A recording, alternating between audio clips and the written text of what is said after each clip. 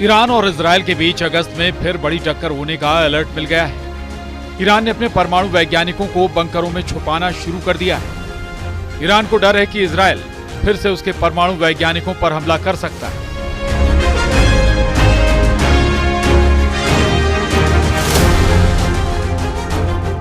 इस बीच नेतन्याहू ने ईरान को लेकर ऐसी बात कह दी है जिसकी वजह से ईरान के 10 शहरों में हड़कंप मच गया है। सेफ हाउस में खामनेई के एटमी साइंटिस्ट, एक्टिव हो गई ईरान की youth nuclear team, red vending वाला कोड, ईरान में हुआ डिकोड, डीप इंटेलिजेंस माइंस से घिरेगा दुश्मन। तेहरान से लेकर तेल अवीव तक हवा में बारूद की गंध अब भी तैर रही है।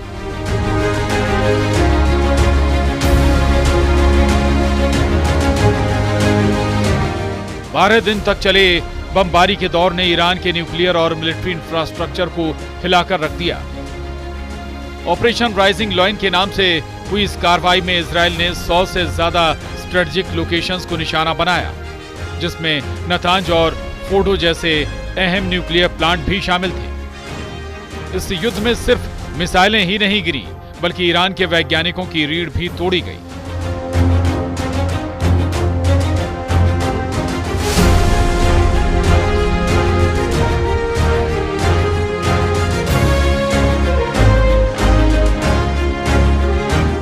मशहूर न्यूक्लियर वैज्ञानिक फिरयदून अब्बासी दावानी की मौत 13 जून को इजरायली एयर स्ट्राइक में हुई। 12 से ज्यादा टॉप साइंटिस्ट मारे गए, दर्जनों घायल हुए।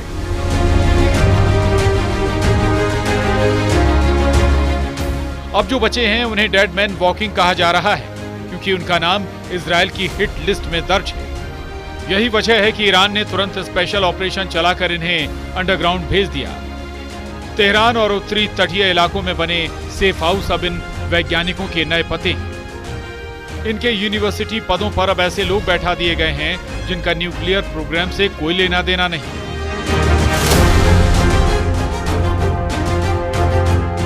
ये पूरी कवायद सिर्फ एक चीज साबित करती है, ईरान जानता है कि भले ही तबाही की नई तारीख तय नहीं है, लेकिन जो चीज तय नहीं होती वो किसी भी वक्त हो सकती है। यही वजह है कि ईरान की तरफ से बचे हुए टॉप साइंटिस्ट को गुप्त ठिकानों पर भेज दिया गया है। टेलीग्राफ की रिपोर्ट के मुताबिक वैज्ञानिक तो पहाड़ों के भीतर बंकर नुमा स्ट्रक्चर में है, जहां सैटेलाइट ट्रैकिंग भी मुश्किल है। हर सेफ हाउस में 24x7 हथियारबंद गार्ड, फायर प्रूफ डोर और multi layer biometric security system लगा है। खास बात यह है कि वैज्ञानिकों के परिवारों को भी गुप्त जगहों पर शिफ्ट किया गया है और उनकी मूवमेंट सिर्फ सरकारी अनुमति से होती है। ईरान की organization of defensive innovation and research यानी SPND इन वैज्ञानिकों के रिसर्च वर्क को अब ऐसे नेटवर्क पर ट्रांसफर कर रही है जो इंटरनेट से बिल्कुल कटा हुआ है।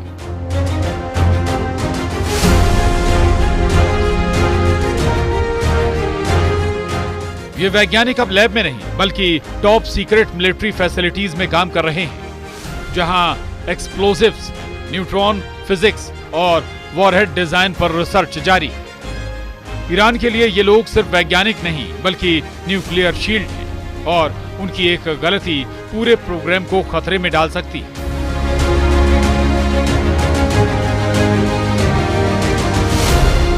इजरायल की खुफिया एजेंसियां इस मूवमेंट पर नजर रख रही हैं और उनके पास इन सेफ हाउस के बारे में कुछ क्लूज भी हैं। यही वजह है कि तेहरान में डर का माहौल गहराता जा रहा है, क्योंकि अगर एक भी लोकेशन ट्रैक हुई तो वहां का अगला सूरज शायद ही कभी होगी, क्योंकि ईरान यही मान रहा है कि उसके न्यूक्लियर प्रोग्राम की बची हुई ताकत पर इजरायल और अमेरिका की नजर लगातार टिकी हुई है। खबर तो यह भी है कि ईरान ने सिर्फ वैज्ञानिकों को नहीं बचाया बल्कि पूरे देश में इंटरनल वॉर मोड एक्टिवेट कर दिया है। जून 13 से 24 के बीच यानी युद्ध के 12 दिनों में ईरानी पुलिस और इंटेलिजेंस एजेंसियों ने 21,000 संदिग्धों को गिरफ्तार किया।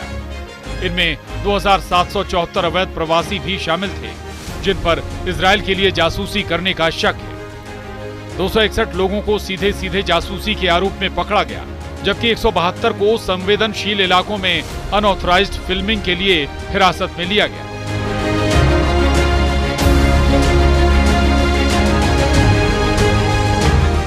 इस दौरान साइबर क्राइम पर भी बड़ी कार्रवाई की गई। 5700 से ज्यादा केस दर्ज किए गए, जिनमें ऑनलाइन फ्रॉड, डेटा चोरी और फंड ट्रांसफर शामिल है। देश भर में 1000 से ज्यादा चेक पॉइंट बनाए गए और पब्लिक को खुलेआम कहा गया कि किसी भी संदिग्ध हरकत की तुरंत रिपोर्ट करें। इस वॉर मोड का नतीजा ये निकला कि हर गली मोहल्ले में खुफिया एजेंसियों की मौजूदगी महसूस होने लगी है। लेकिन ह्यूमन राइट्स ग्रुप्स कह रहे हैं कि इन गिरफ्तारियों का बड़ा हिस्सा राजनीतिक असहमति दबाने के लिए इस्तेमाल हुआ। ईरान के लिए ये कार्रवाई सुरक्षा कवच है, लेकिन विरोधियों के लिए ये इनसाइडर क्लीनअप का बहाना है।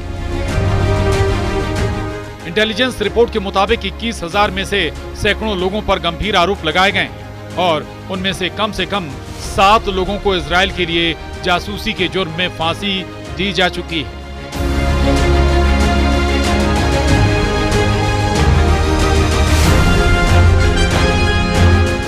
ये सब युद्ध खत्म होने के महज कुछ हफ्तों के भीतर हुआ, जिससे साफ है कि ट्रायल तेजी से निपटाए जा रहे हैं। जेलों में पूछताछ का तरीका इतना सख्त है कि वहां से बाहर आने वाले गवाह शायद ही कुछ बोल पाएं।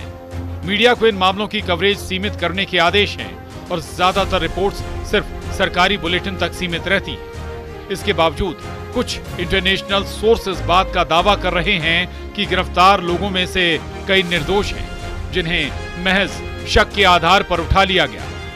इस डर का असर ये हुआ कि देश में खुलेआम इजरायल का युद्ध पर चर्चा करना अब लगभग नामुमकिन है। सुरक्षा का ये जाल जितना मजबूत है उतना ही भारी भी, क्योंकि इसके नीचे ईरान के लोगों का दम घुट रहा है।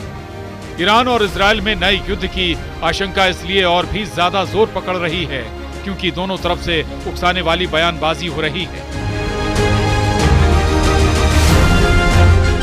दोनों देशों के जासूस प्री वॉर इंफॉर्मेशन जुटाने में जुटे हैं। यही नहीं, ईरान के सुप्रीम लीडर को भी धमकियां देकर साइकोलॉजिकल वॉरफेयर की स्ट्रेटजी पर काम किया जा रहा है।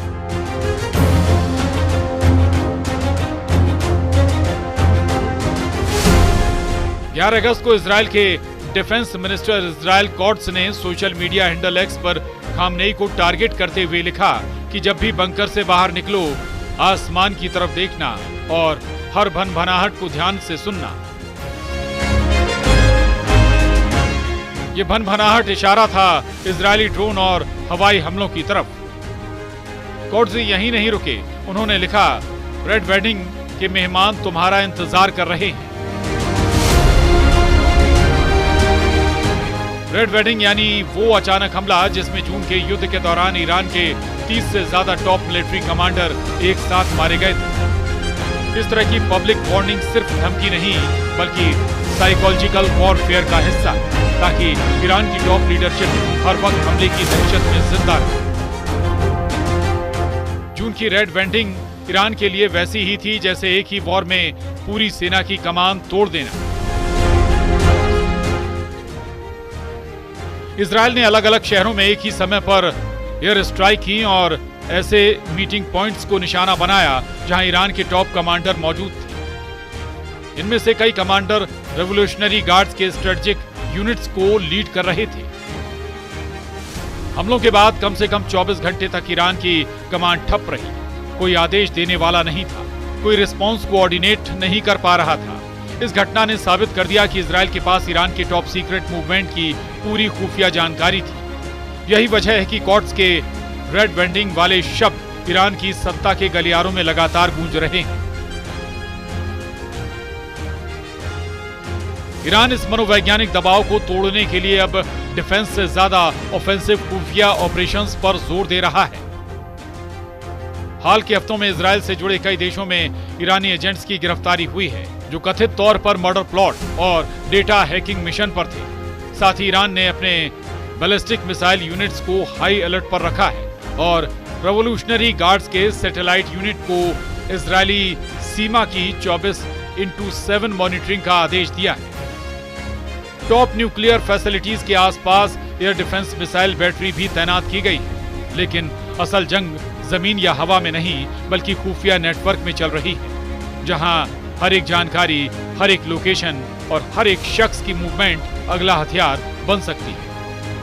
यही वजह है कि ईरान अपने न्यूक्लियर वैज्ञानिकों के लिए एक डिफेंस शील्ड तैयार करके बेहद सीक्रेट प्लान पर काम कर रहा है, क्योंकि ईरान ये बात अच्छी तरह समझता है कि इस वक्त उसके हर प्लान पर दुश्मन देशों की पैनी नजर है और इसी नजर से बचने के लिए ईरान उन युवाओं की टोली तैयार कर रहा है जो न सिर्फ कवर फायर का काम करें बल्कि इजराइल की हर वॉर टैक्टिक्स को समझकर उसका जवाब दे सके।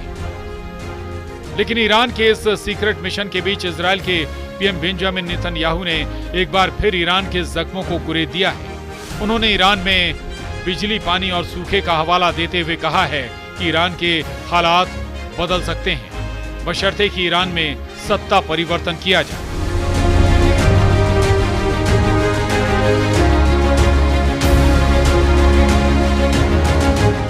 उधर इजराइल के पीएम नेतन्याहू का कहना है कि ईरान में पानी की प्यास आजादी की प्यास से भी मेल खाती है।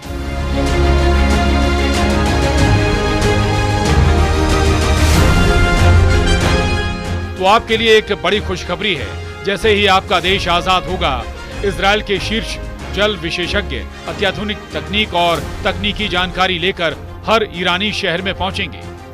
हम ईरान को पानी के रिसाइकिल में मदद करेंगे। हम ईरान को पानी के खारेपन को दूर करने में मदद करेंगे। दरअसल इस वक्त ईरान में गहरा जल संकट पैदा हो गया है। सूखे और कम बारिश की वजह से ईरान में पानी की भारी किल्लत है। पिछले 5 वर्षों से ईरान भीषण सूखे का सामना कर रहा है और इस साल भी बारिश बहुत कम हुई। बांधों में सिर्फ 42% पानी रह गया है और लगभग 90% डैम सूख चुके हैं। पानी की कमी के बाद सरकार ने नागरिकों के लिए कई नियम बना दिए हैं। ईरान की राजधानी तेहरान समेत कई शहरों में पानी की भारी कमी के बाद सरकार ने जनता को प्रतिदिन केवल 130 लीटर पानी के इस्तेमाल का निर्देश दिया। इससे ज्यादा पानी का इस्तेमाल करने पर जुर्माना लगाया जाएगा। इजराइल के पीएम बेंजामिन नेतन्याहू ये बात कह रहे हैं कि इन चुनौतियों से निपटने का सिर्फ एक रास्ता है और वो है ईरान की मौजूदा सरकार के खिलाफ आवाज, यानी सुप्रीम लीडर खामनेई का विरोध। इस दौरान बेंजामिन नेतन्याहू ने ईरान को यह भी याद दिलाने की कोशिश की कि कैसे न्यूक्लियर प्रोग्राम की जिद और 12 दिनों की जंग ने ईरान की जनता के लिए चुनौतियों को बढ़ा दिया। यानी इजराइल ईरान को लगातार ये याद दिलाने की कोशिश कर रहा है कि अभी भी ईरान में उसका मकसद अधूरा है और उसे पूरा करने का ईरान के लोगों के पास सिर्फ एक ही विकल्प है और वो है सत्ता परिवर्तन। लेकिन ईरान की सत्ता भी ये बात समझ रही है कि दुश्मन को जवाब सिर्फ उसी की भाषा में दिया जा सकता है। यही वजह है कि ईरान इस बार इजराइल को कोई मौका नहीं देना चाहता। वो न सिर्फ अपने वैज्ञानिकों की सुरक्षा को लेकर एक्टिव है, बल्कि इजराइल के खिलाफ उस मिशन में जुटा है जहां डीप इंटेलिजेंस की माइंस बिछाकर इजराइल को घेरा जा सके।